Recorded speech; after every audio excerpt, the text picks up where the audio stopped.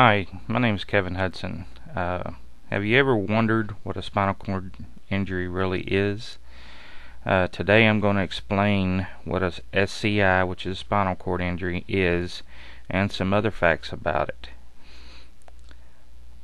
An SCI, spinal cord injury, is damage to the nerves within the spinal canal. Most SCIs are caused by trauma to the vertebrae column, thereby affecting the spinal cord's ability to send and receive messages from the brain to the body systems that control sensory, motor, and autonomic functions below the level of injury.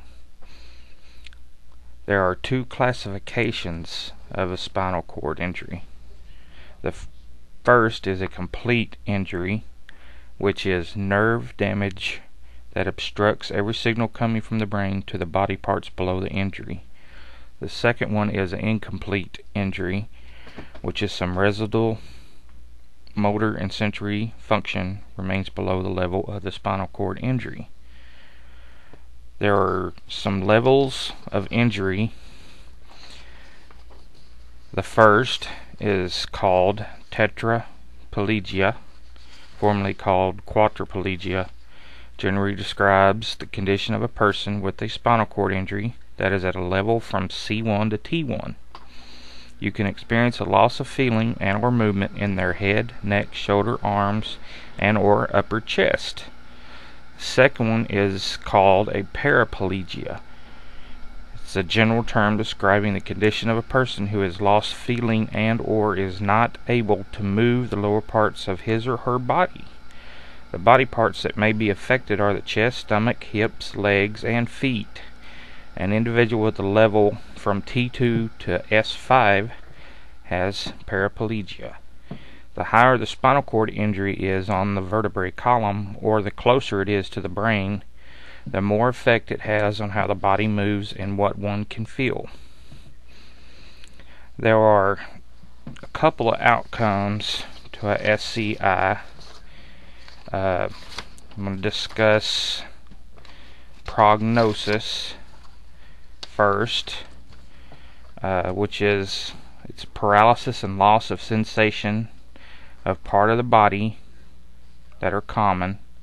This includes total paralysis or numbness and varying degrees of movement or sensation loss. Death is possible, particularly if there is paralysis of the breathing muscles. How well a person does depends on the level of injury. Injuries near the top of the spine result in more extensive disability than injuries low in the spine. Recovery of some movement or sensation within 1 week usually means the person will eventually recover most function, although this may take 6 months or more. Losses that remain after 6 months is more likely to be permanent. There is research, which is the second one on the outcomes.